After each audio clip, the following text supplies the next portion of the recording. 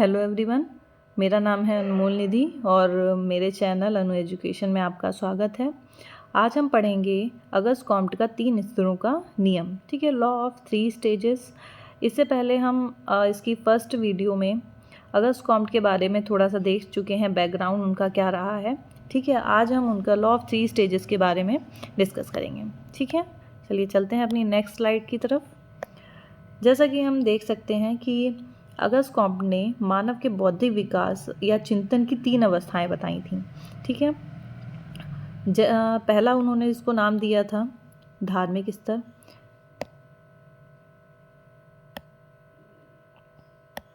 ठीक है, पहली अवस्था है धार्मिक स्तर, ये जिसे थियोलॉजिकल स्टेज कहते हैं।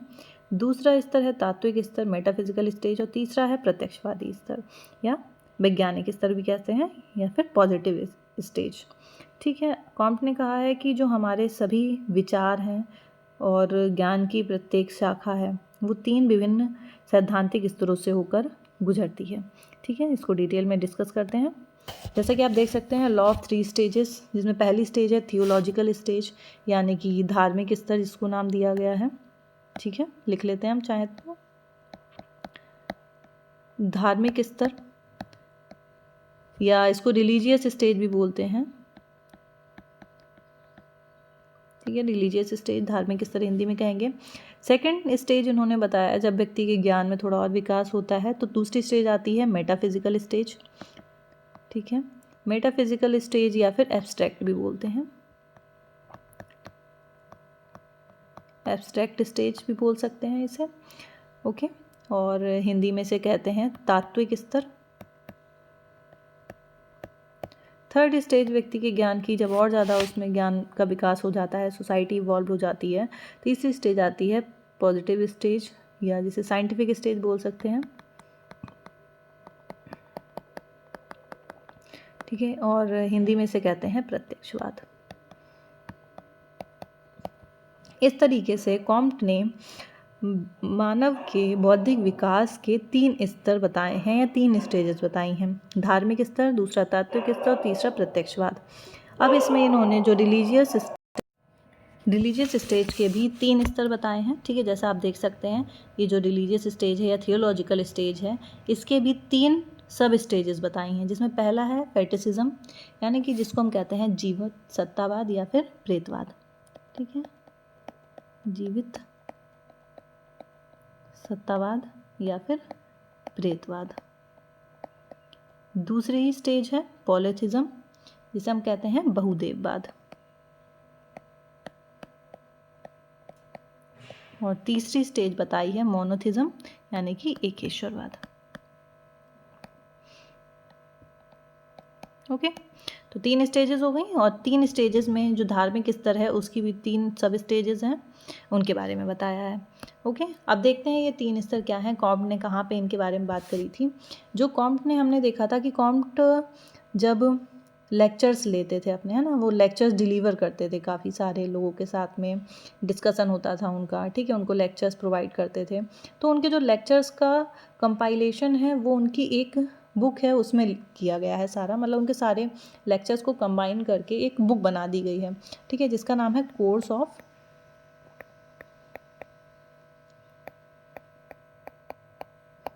Of positive philosophy.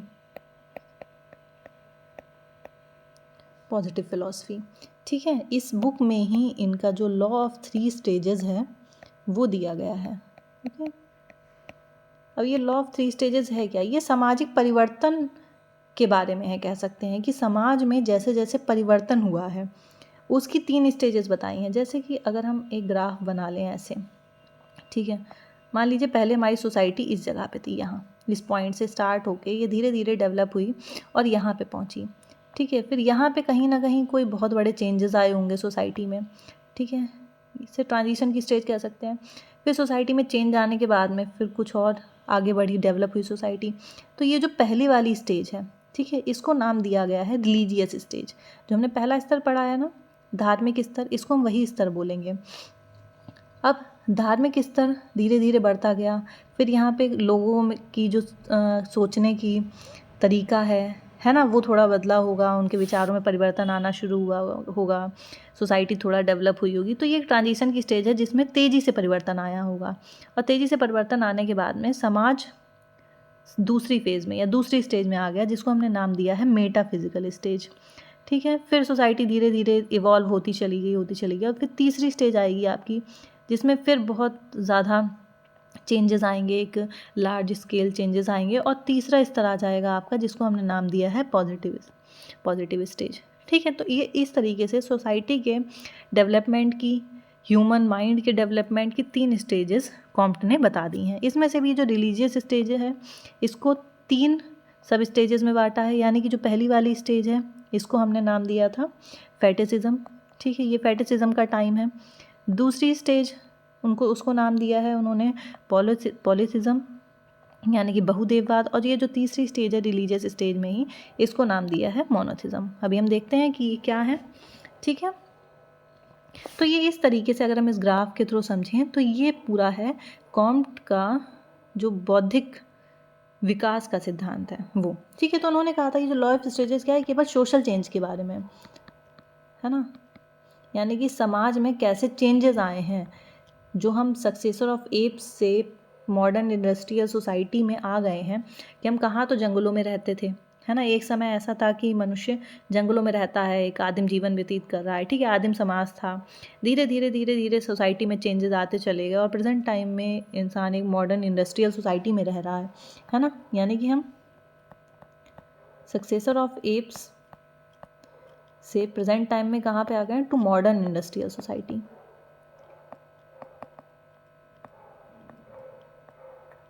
Industrial society. ठीक है, अब देखो, अब जैसे कि हमने देखा कि ये जो रिलीजियस स्टेज है, सबसे पहले रिलीजियस स्टेज को लेते हैं हम। ठीक है,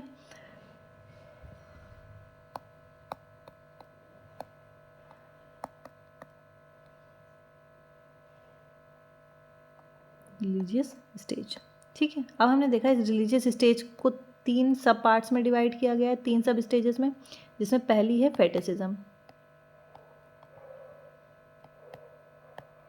ठीक है, यानी कि जिसको क्या बोलते हैं हम, प्रेतवाद या जीवित सत्तावाद। ठीक है, इसमें लोगों का क्या कहना था, देखो, यानी कि पहली जो धार्मिक स्टेज है इसमें कहा गया, अगर हम पूरी इस स्टेज की बात करें, धार्मिक स्टेज की, इसमें कहना था कि समाज में जो भी घटनाएं घटित हो रही हैं, समाज में जो कुछ भी हो रहा है, उसके पीछे का कारण क्या है, कुछ दैवीय शक्ति हैं। यानी कि एक कोई ईश्वर है, कोई भगवान है, और सोसाइटी में या हमारे आसपास जो भी घटनाएं घटित हो रही हैं उसके पीछे का कारण क्या है, वही ईश्वर है।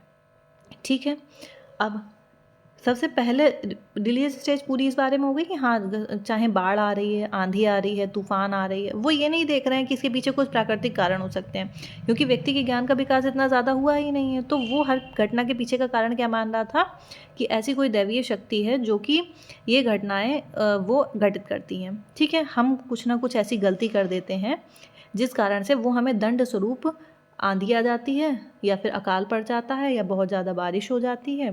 ठीक है, तो उनका ये मानना था कि हम कुछ ऐसा करते हैं, कुछ गलती करते हैं, और दंड स्वरूप हमारे संग में ये सारी चीज़ें होती हैं। ठीक है, तो वो धर्म में विश्वास करते थे। उनका जो ज्ञान था उसका आधार क्या था, धर्म।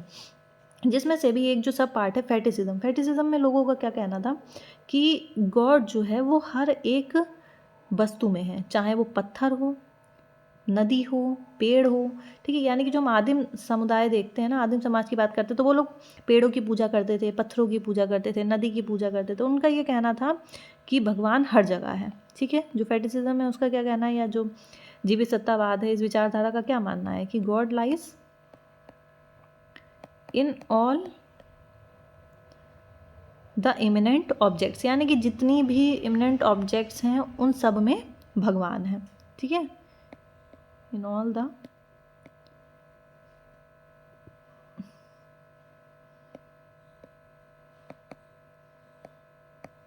ऑब्जेक्ट्स, यानी कि वो पेड़ की पूजा करते थे। ठीक है, रिवर की पूजा कर रहे हैं, माउंटेन की पूजा कर रहे हैं, यानी कि उनका मानना था इन सब चीज़ों में क्या है, भगवान है। तो बेसिकली उनका कहना था कि गॉड इज़ एवरीवेयर, लिख सकते हैं गॉड इज़ एवरीवेयर। ठीक है, ऐसा मानना था जो फेटिसिज्म, जो सबसे पहला वाला धार्मिक स्तर था। दूसरा धार्मिक में जो सब स्टेज में हम पढ़ रहे हैं उसमें दूसरी स्टेज हमने क्या पढ़ी, पॉलिटिज्म, यानी कि जिसमें लोगों का जो मतलब वो अभी भी धर्म को ही आधार मान करके सब चीज़ें सोच रहे थे, लेकिन उनका क्या करना, अब उन्होंने क्या करा कि हर एक भगवान का एक डोमेन निश्चित कर दिया। यानी कि जैसे हम लोग कहते हैं ना कि अगर बारिश हो रही है तो बारिश के देवता कौन है, इंद्र, यानी कि इंद्र भगवान बारिश करते हैं, है ना। और आग के देवता कौन है, अग्निदेव हैं। तो यानी कि हर एक भगवान के एक एक काम या फिर डोमेन जो थे या रोल कह सकते हैं वो निश्चित कर दिए लोगों ने। ठीक है, डोमेन बांट दिए, यानी कि अगर आग है तो आग का देवता कौन है, अग्निदेव जिसे हम कहते हैं। ठीक है, और अगर कह सकते हो बारिश हो रही है या बारिश नहीं हो रही है तो उसके पीछे का कारण क्या है, इंद्रदेव। ठीक है, तो इस तरीके से उन लोगों ने हर एक घटना जो घटित हो रही है उसके पीछे भगवान माना। ठीक है, और भगवान को एक नाम भी दे दिया उन्होंने साथ में। ठीक है, फिर तीसरी धार्मिक स्टेज में ही कौन सी स्टेज आती है हमारी, मोनोथिज्म। मोनोथिज्म में लोगों का क्या कहना था, अब उनके ज्ञान में थोड़ा और विकास हो गया है ना। पहले सबसे पहली स्टेज में क्या मान रहे थे कि हर एक चीज़ में, पहाड़ पेड़ पौधा इसमें उसमें हर जगह भगवान है। ठीक है, दूसरी स्टेज आती है जिसमें उन्होंने क्या कहा, अगर अलग अलग घटनाएं हैं उनके पीछे के कारण भी क्या है, अलग अलग भगवान है। अब तीसरी स्टेज में थोड़ा सा और ज्ञान का विकास हुआ, अभी भी लेकिन धार्मिक रूप से ही सोच रहे हैं वो सब कुछ। ठीक है, लेकिन उन्होंने क्या कहा कि ये जो हम लोगों ने अलग अलग भगवान बांट दिए हैं इन सब के ऊपर भी क्या है, एक सुप्रीम गॉड है। यानी कि उनका कहना था कि सर्वशक्तिमान क्या है, वो एक ही भगवान है। तो अब यहाँ पे उनका मानना हो गया कि ओनली वन गॉड, कि ये जो अलग अलग हम भगवान मान रहे हैं अलग अलग नहीं है, बल्कि कोई एक ही शक्ति है जो इन सबको रेगुलेट करती है।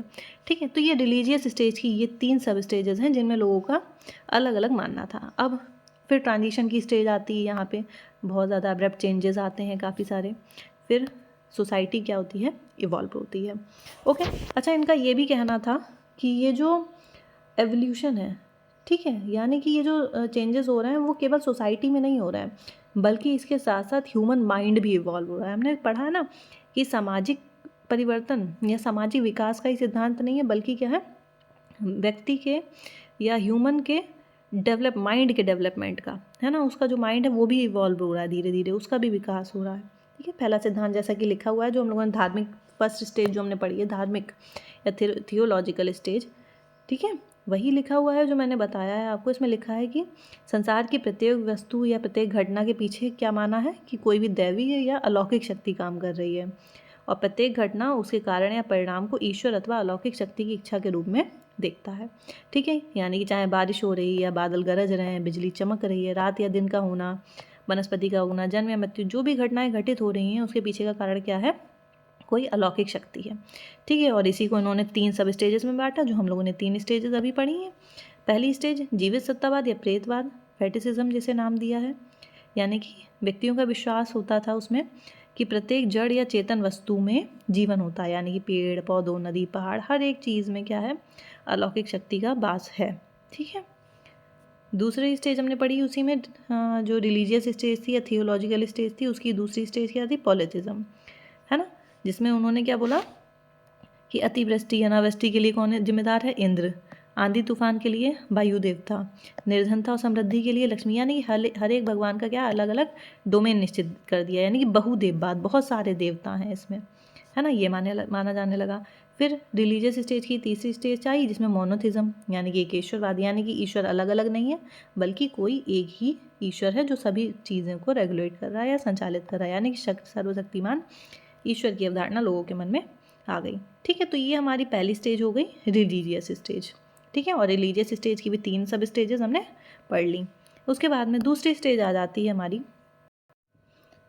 तात्विक अथवा अमूर्त स्तर, जिसे बोलते हैं मेटाफिजिकल स्टेज।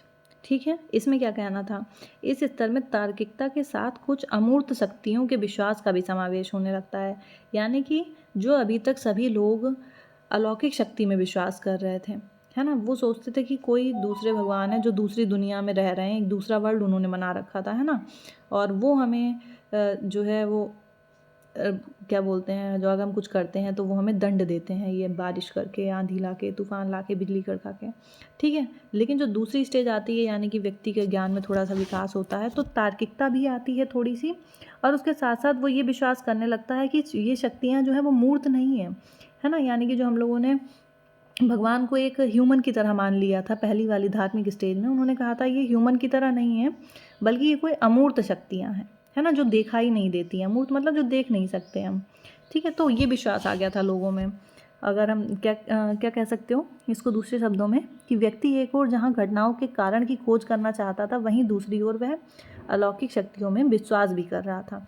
यानी कि वो पूरी तरीके से तार्किक भी नहीं हुआ था और पूरी तरीके से उसने अलौकिकता को अपना छोड़ा भी नहीं था, ठीक है। यानी कि जो बीच वाली स्टेज है ना, उस स्टेज में था।